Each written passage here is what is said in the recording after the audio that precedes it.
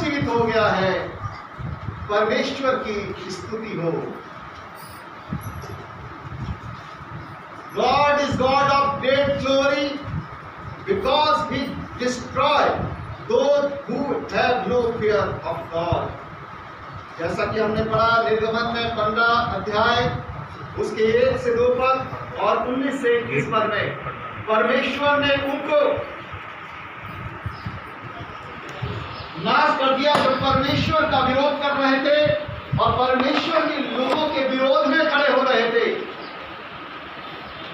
वो मिस्र की सेना लाल समुद्र में ध्वस्त हो गई, बर्बाद हो गई। हालेलुया। परमेश्वर अपने लोगों के साथ है। मिस्र के जल सेना, थल सेना उस वक्त थी। उस वक्त की जैसे कि आज के समय में America is the world power, in that time Egypt was the world power. और ये ऐसी सेना थी जो परमेश्वर के विरोध में थी, परमेश्वर को नहीं जानती थी और वो कार्य करती थी जो परमेश्वर ने मना किया है करने के लिए। अपने स्वार्थ सिद्धि के लिए ये सेना गुलाम बना के लोगों को रखती थी और अपने कार्य करवाती थी। और ये जो गुलाम थे वो गुलाम इजरायली प्रजा परमेश्वर की निज प्रजा थी। पिछली बार हमने देखा था कि परमेश्वर ने जो अब्राहम से कहा था कि तेरे पूर्वज 400 वर्ष तक गुलामी में रहेंगे, और ये वो गुलामी है जिसमें अभी ये इजरायली हैं। परमेश्वर ने कहा 400 वर्ष के बाद उनकी मुक्ति का समय, और इसी प्रकार से हम देखते हैं अब इनकी मुक्ति का समय निकट है और परमेश्वर इनकी मुक्ति करता है, इनको छुटकारा देता है। जब भक्तों ने, जो प्रभु यीशु की निज प्रजा ने पुकारा, तो परमेश्वर ने इनका उद्धार करने के लिए इनकी प्रार्थना को सुना और मिस्र के घमंड का पतन कर दिया। मिस्र के लोग समझते थे, मिस्र के शासक समझते थे कि कोई भी हमारे सेना के हाथ से, हमारे हाथ से इस्राएलियों को, इन गुलामों को नहीं छुड़ा सकता। लेकिन परमेश्वर ने अपने सामर्थ्य भुजा को बढ़ाकर विश्व की उस वक्त की नंबर 1 सेना से अपने लोगों को छुड़ा दिया और ये बताया कि मनुष्य मात्र मिट्टी है, परमेश्वर के सामने वो कुछ भी नहीं है। इसलिए परमेश्वर के सामने किसी मनुष्य का घमंड, परमेश्वर के सामने किसी मनुष्य की ताकत, युक्ति, बुद्धि कोई काम नहीं करती। परमेश्वर ने मिस्र की ताकत को नष्ट कर दिया। मिस्र के जो ताकत थी उस वक्त, वो सबसे बड़े पूरे विश्व में जादू टोना करने वाले लोग थे। विश्व की महाशक्ति के साथ साथ उनके अंदर काला जादू था और वो मिस्र में जादू के सम्राट कहे जाते थे। परमेश्वर ने उनकी जादू की शक्ति को ध्वस्त किया और बताया कि परमेश्वर के सामने जादू टोना, बुरी नजर कोई किसी काम की नहीं है, क्योंकि परमेश्वर के सामने सब कुछ प्रकाशमान है और ये सब ज्ञान नष्ट हो जाती है। हालेलुया।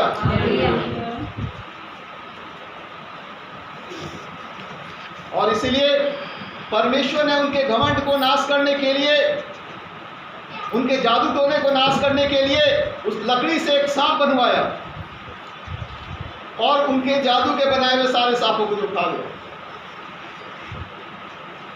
10 विपत्ति परमेश्वर ने भेजी ताकि वो अपने लोगों को पुराने नियम में छुड़वा सके।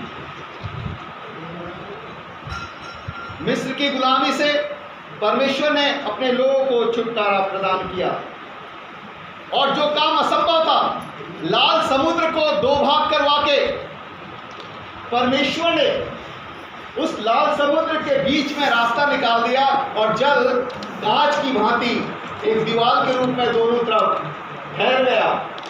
ऐसा कार्य ना तो आज तक कोई कर सका और ना कर सकता है कि पानी को रोक सके केवल एक रात में, और पूरे समुद्र के पानी को।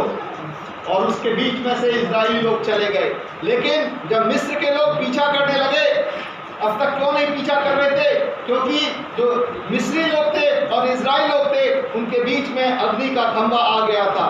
जब इजरायली पार हो गए तब परमेश्वर ने वो अग्नि के खंभे को हटा दिया जो मिस्रियों के आगे था। एक बाधा थी, जब हटाया तो वो भी इजरायलियों के पीछे चले गए कि इन बंधुओं को हम किसी प्रकार से नहीं छोड़ेंगे। लेकिन परमेश्वर ने समुद्र को फिर ज्यों का त्यों कर दिया और सारे मिस्री के योद्धा मार डाले गए। परमेश्वर ने बताया कि मनुष्य कमजोर है, उसे परमेश्वर के सम्मुख आने की जरूरत है, वो अपने आप में कुछ नहीं कर सकता। हालेलुया। प्रिय मित्रों, पुराने समय में परमेश्वर ने अपने दास मोसेस के द्वारा, मूसा के द्वारा इजराइलियों को छुटकारा दिया और बताया कि किसी मनुष्य को किसी भी जादू टोने, अंधकार की शक्ति, भूत प्रेत के आगे सिर झुकाने की जरूरत नहीं। उसे जीवित और सच्चे परमेश्वर के सामने सिजदा करने की आवश्यकता है। और परमेश्वर ने प्रॉमिस किए हुए देश, पृथ्वी के मध्य बिंदु में स्थापित देश का नाम देश, जिसमें समस्त भरपूरी पाई जाती थी, दूध और मधु की धाराएं यहाँ बहती थी, परमेश्वर ने अपने लोगों को उन स्थानों तक पहुँचाया। परमेश्वर उद्धार देने वाला परमेश्वर है।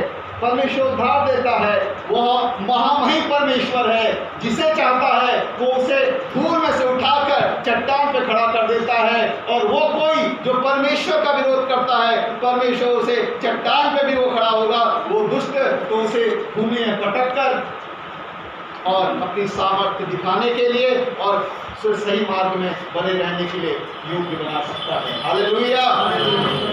परमेश्वर ने मूसा के द्वारा, मोसेस के द्वारा पुराने नियम में अपने लोगों को, अपनी प्रजा को छुटकारा दिया। लेकिन जो पुराने नियम का छुटकारा था, ये कॉन्टेम्परेरी रिडेम्पशन था। कॉन्टेम्परेरी मतलब कुछ समय के लिए ये एक छुटकारा था। लेकिन परमेश्वर ने वो संदेगार की शक्तियों के और साम्राज्य से छुड़ाने के लिए अब इस वक्त में हमेशा के लिए छुटकारा देने के लिए एक ऐसा कार्य किया जिसे आज हम रिजरेक्शन डे या ईस्टर डे के रूप में सेलिब्रेट करते हैं। आज के दिन में प्रभु यीशु मसीह मृतकों में से जी उठा। क्यों प्रभु यीशु मसीह को मरने की आवश्यकता पड़ी?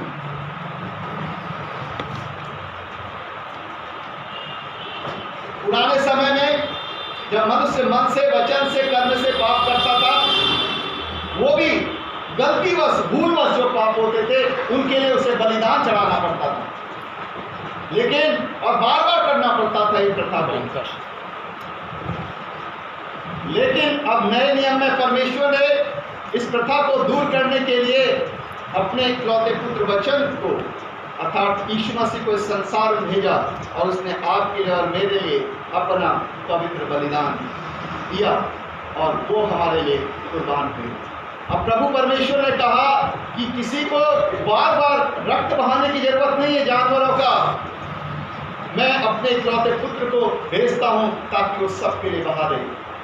और आज समस्त संसार के पापों की क्षमा के लिए, समस्त संसार के लोगों को जीवन देने के लिए, समस्त संसार के लोगों को जयवंत करने के लिए, समस्त संसार के लोगों को भरपूरी का जीवन देने के लिए, समस्त संसार के लोगों को ताजगी से भरने के लिए, नए शुद्ध विचार देने के लिए और अपनी आत्मा की भरपूरी में लिए चलने के लिए, अगुवाई देने के लिए परमेश्वर ने अपने इकलौते पुत्र प्रभु यीशु मसीह को हमारे बदले मरने भेजा और वो आज के दिन जी उठा है।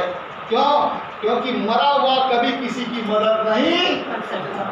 जिंदा ही जिंदे की मदद कर सकता है और जिंदा भी वो मदद कर सकता है जो शक्तिशाली हो और महाशक्तिशाली हो।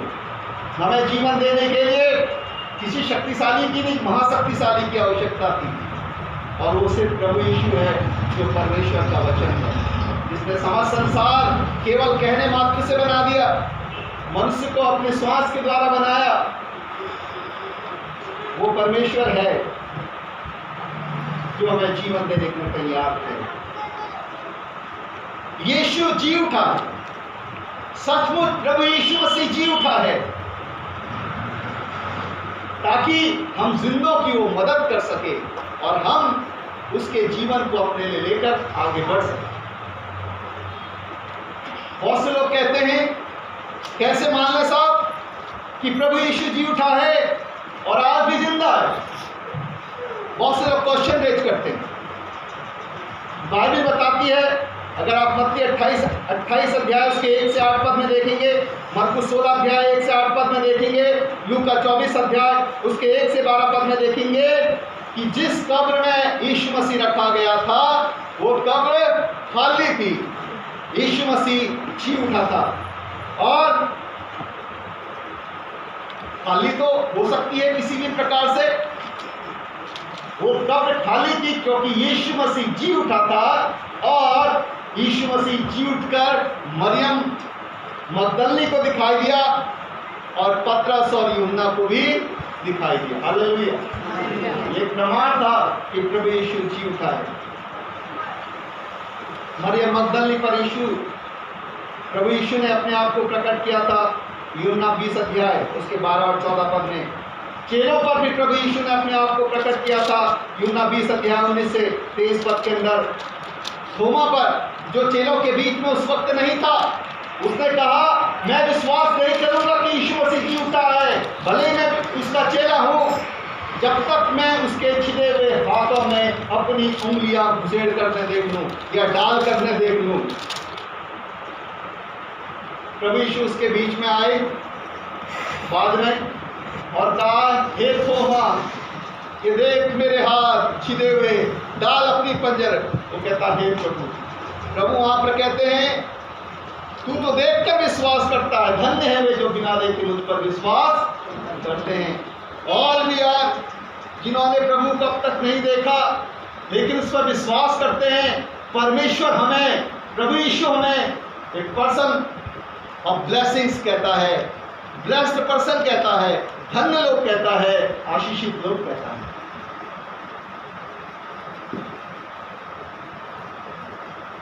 ब्रदर भक्त सिंह जो इंजीनियरिंग कर रहे थे, विदेश में सरदार परिवार से थे,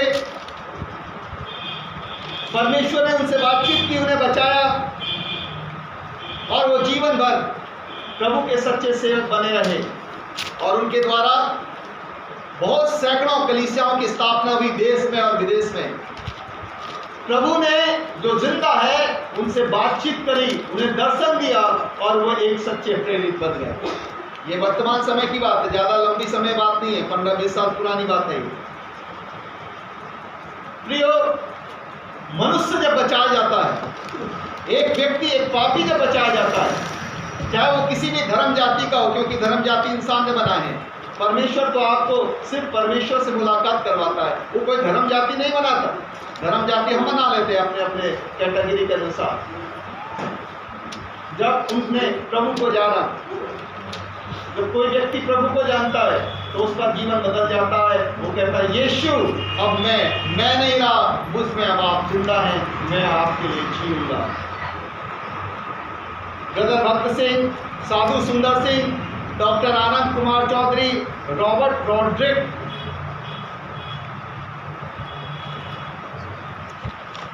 और भी ऐसे पता नहीं कितने, आप और मैं जो यहाँ पर हैं, हमने किसी ना किसी प्रकार से प्रभु को चखा है, प्रभु को देखा है। वो जिंदा है, इसीलिए हम ये सब महसूस कर सके, इसीलिए हम उसको देख सके। अगर ऐसा नहीं होता तो आज हम यहाँ पर नहीं होते। हमारे जीवन में अगर परमेश्वर नहीं होता तो आज हम इस स्थान पर नहीं होते। ये इस बात की गवाही है, all we are witness before the generations, before the age, before this world, that the Christ is risen Lord, Christ is alive till today and will live forever, क्योंकि उसने कहा है। कि मार्ग सत्य जीवन में ही हूँ, बिना मेरे द्वारा कोई पिता तक नहीं पहुंच सकता। जीवन का सोर्स वही है।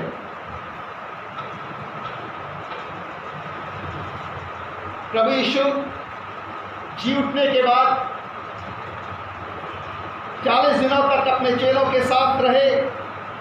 इस बात को लोगों ने जाना कि यीशु जी उठा है और इसीलिए वो बड़े जोश से प्रभु का कार्य कर सके, और इसीलिए प्रभु यीशु के नाम के सुसमाचार सुनाने के लिए अपने प्राणों की आहुति देने से भी नहीं डरे। क्यों? क्योंकि वो जानते हैं कि यीशु सच्चा है, जो मृत्यु में से जी उठा वही हमें भी जिंदा रखता है, क्योंकि प्रभु ने ऐसा ही कहा।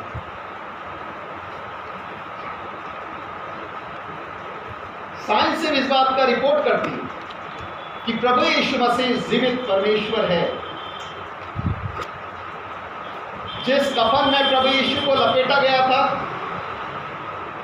और जब प्रभु यीशु मसीह जी उठे, तो प्रभु यीशु मसीह का सामने का जो फेस होता है, जब प्रभु यीशु जी उठे तो उसमें से जो डायनामिक पावर रिलीज हुई, निकली, उससे प्रभु यीशु का चेहरा ऊपर वाले कपड़े में और नीचे का भाग नीचे वाले कपड़े में आज भी स्थित है। वो प्रभु जी उठा है। इसीलिए आज भी प्रभु यीशु का वो, फिर वैज्ञानिकों ने बहुत से ने उस पर रिसर्च की और कहा ये वास्तव में इसमें यीशु का डीएनए है और ये यीशु ही हो सकता है। पहले तो किसी ने कहा शायद ये कोई कलाकारी हो सकती है, उस पर रिसर्च हुई और जिसकी बाइबल और प्रभु यीशु मसीह को झूठा ठहराने के लिए लोगों ने कोशिश किया, उतना ज़्यादा प्रभु यीशु मसीह लोगों के जीवनों का पसंद बन गया। और प्रिय, वो लोग जो प्रभु को झूठा ठहराना चाहते थे, वो साइंटिस्ट जो उस पर शक कर रहे थे, वो भी यीशु मसीह के दीवाने हो गए। हालेलुया। कोई जिंदा ही जिंदे को बदल सकता है, और वो जो दाता है, जीवन दाता, वही बदल सकता है, कोई और नहीं बदल सकता। इमाउस के रास्ते पर प्रभु यीशु चेलों के साथ साथ चले और उन्होंने जान लिया कि यीशु जिंदा है। शैतान की सबसे बड़ी ताकत,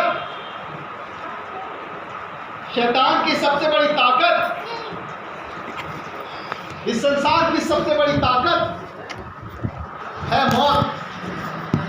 संसार की सबसे बड़ी ताकत और इस संसार की सबसे बड़ी ताकत है मौत। लेकिन परमेश्वर की सबसे बड़ी ताकत है जीवन। ऐसा कोई चीज नहीं जो मरता नहीं। यहाँ तक लोहा भी जंग लग के मर जाता है। हर एक चीज मर जाती है, अपने अस्तित्व को खो देती है, लेकिन प्रभु यीशु मसीह जी उठे हैं। प्रभु यीशु मसीह जी उठे हैं और वो आज भी जिंदा परमेश्वर है। शैतान की सबसे बड़ी ताकत मौत है। यीशु मसीह ने उस मौत पर विजय पाकर उस मौत को हरा के बता दिया कि संसार की ताकत भले ही मौत हो, लेकिन परमेश्वर की ताकत है जीवन। और वो जब आपको जीवन देता है तो कोई आपको मार नहीं सकता। इसलिए प्रभु यीशु मसीह ने मत्ती रचित सुसमाचार उसका 10 अध्याय 28 पद में लिखा, उससे मत डरो जो तुम्हारे शरीर को घात करता है, बल्कि उससे डरो जो तुम्हारे शरीर और आत्मा दोनों को नरक में नाश कर सकता है। परमेश्वर से डरने की बात है। परमेश्वर से डरने का मतलब परमेश्वर का भय होना चाहिए, परमेश्वर के लिए आदर और प्रेम होना चाहिए। भय का मतलब ये है। और ये जीवन की ताकत सिर्फ प्रभु यीशु के पास है। प्रभु यीशु मसीह ने मरने के बाद जी उठकर दिखाया। उसने प्रोक्लेम किया कि मैं जीवन हूँ, और उसने करके दिखाया। उसकी कथनी और करनी में समानता है। संसार में बहुत सारे गुरु आए, बहुत सारे लोग आए जो कथनी बड़ी अच्छी करते हैं, लेकिन उनकी करनी सही नहीं थी। लेकिन प्रभु यीशु ने जो कहा उसे करके दिखाया और बताया कि वो मनुष्यों से श्रेष्ठ है, क्योंकि वो मनुष्य परमेश्वर होते हुए भी मनुष्य बना और हर एक प्रकार में योग्य और सामर्थ्य है। प्रभु यीशु के पास जीवन की ताकत है। आज हमें केवल इस संसार तक ही जिंदा नहीं रहना है। इब्रानियों का लेखक लिखता है, हाय उस मनुष्य पर जो मनुष्य केवल इस पृथ्वी तक ही आशा रखता है, इस जीवन तक ही आशा रखता है। ये जीवन, ये मनुष्य जीवन कुछ क्षणों का है और वो जीवन अनंत काल का है। अगर हमने वो जीवन बचा लिया, अपने जीवन दाता सृष्टिकर्ता के हाथ में सौंप दिया, तो फिर कोई भी शक्ति हमें परमेश्वर के आनंद से विहीन नहीं कर सकती। परमेश्वर की शांति जो समझ से परे है, परमेश्वर का आनंद जो हमारे हृदय में वास करता है, वो हमें बना रहेगा। इसलिए प्रभु यीशु मसीह बार बार कहते हैं, यूहन्ना 10 अध्याय उसके 17-18 में, पिता मुझसे इसलिए प्रेम करता है कि मैं अपना प्राण देता हूँ कि उसे फिर ले लूँ, क्योंकि उसे मुझसे कोई छीनता नहीं, वरन मैं उसे आप ही देता हूँ। मुझे उसके देने का भी अधिकार है, यह आज्ञा मेरे पिता ने मुझे सौंपी है, या ये आज्ञा मेरे पिता से मुझे मिली है। आज प्रश्न उठता है, प्रभु यीशु तो जी उठा है, पर क्या यीशु मेरे जीवन में जी उठा है? प्रभु यीशु तो जी उठा है संसार के सभी लोगों के। और उसने मत्ती 11:28 में कहा, हे सब बोझ से दबे और थके लोगों, मेरे पास आओ, परिश्रम करने वालों, मैं तुम्हें विश्राम दूंगा। पर क्या हम सो कॉल्ड ईसाई हैं, या वास्तव में हमने अपना जीवन प्रभु को सौंप दिया, उसके पास आए हैं ताकि परमेश्वर हम में जिंदा हो जाए, हमारी आत्माओं में जिंदा हो जाए। अब परमेश्वर उस महापवित्र स्थान में नहीं रहता। हमने देखा था गुड फ्राइडे के दिन में कि प्रभु यीशु ने जैसे ही बलिदान चढ़ाया, वो महापवित्र और पवित्र स्थान के बीच का पर्दा फट गया, ऊपर से लेकर नीचे तक। तो इसका प्रतीक था, अब परमेश्वर महापवित्र स्थान में नहीं रहता। अब वो महापवित्र स्थान कहाँ है प्रियो? वो महापवित्र स्थान परमेश्वर हर एक उस मनुष्य का दिल है, जिसमें मनुष्य परमेश्वर को जगह देता है। क्या आज हमने अपने हृदय के महापवित्र स्थान में परमेश्वर को स्थान दिया है, या हमने परमेश्वर को अपने जीवन के किसी कोने में रख दिया है, या हमने इस स्थान को, दिल रूपी स्थान को किसी और को दे दिया है? आज हमें we have need to introspect, we have need to examine ourselves कि हम कहाँ पर हैं। हमने क्या यीशु को अपना जीवन सौंपा है कि वो मेरे जीवन में जिंदा हो जाए? पंखे लगे हैं, ट्यूबलाइटें लगी हैं, इलेक्ट्रिक इंस्ट्रूमेंट लगे हैं और इलेक्ट्रिक चीज़ें भी लगी हैं। वो तब तक अपने आप में कुछ नहीं जब तक कि उसमें करंट पास ना हो। प्रिय मित्रों, हमारा जीवन भी कितना सुंदर क्यों ना हो, अगर हमारे जीवन में परमेश्वर का संबंध नहीं है, परमेश्वर से हम कनेक्ट नहीं है, तो ये केवल एक दिखावा है। हमें जिंदा रहने के लिए, उसकी ताजगी आने के लिए हमें उससे संबंध जोड़ना ही होगा। आज प्रभु हमसे चाहता है कि हम अपना जीवन उसके साथ जोड़ रहे, ताकि उसकी आशीषों को पाएं, उसकी ताकत को पाएं, उसके आनंद को पाएं, उसकी शांति को पाएं, उसकी भरपूरी को पाएं, उसके जीवन को पाएं और उसके समस्त प्रकार के उत्थान को, समस्त प्रकार की ताकत को प्राप्त करते हुए आगे बढ़ सकें। हम अक्सर प्रार्थना करते हैं, प्रभु यीशु मुझे अपने समान बनाइए, प्रभु यीशु मुझे आपकी तरह बनाइए। कब बनाएगा? जब आप उससे जुड़ जाएंगे, जब आपका कनेक्शन उससे जुड़ जाएगा। आज हम अपने आप को एक बार पुनः जांचें और कहें कि यीशु मसीह, आज मैं आज मैं अपना जीवन आपको फिर से समर्पित करता हूँ। आज से मैं पुनः अपना रिश्ता आपसे जोड़ता हूँ। मैं परिस्थितियों पर कमज़ोर पड़ गया था, लेकिन आज से फिर से मैं अपने आप को तेरे हाथ में देता हूँ, ताकि मैं कमज़ोर ना पड़ूँ, बल्कि मुझ में आपकी शोभा दिखाई दे। हालेलुया। यदि आपने प्रभु यीशु को अपना जीवन सौंपा है, तो कुलुस्सियों 3:1-4 में लिखा है, जबकि हम मसीह में के साथ जिलाए गए तो स्वर्गीय वस्तुओं की खोज में रहें। यदि हम मसीह के साथ जिलाए गए हैं तो हम स्वर्गीय वस्तुओं की खोज में बने रहेंगे, आशीषित होंगे और फलवंत रहेंगे। प्रभु यीशु मसीह जी उठा है, वो मेरे जीवन में जी उठा है, आपके जीवन में जी उठा है, संसार के सभी लोगों के जीवन में जी उठे, और हम सब उस जीवन की ताकत में आगे बढ़े। परमेश्वर हमें अपनी बरकतों से, अपनी सामर्थ से भरता चला जाए। आमीन। God bless you. प्रभु आपके साथ हो।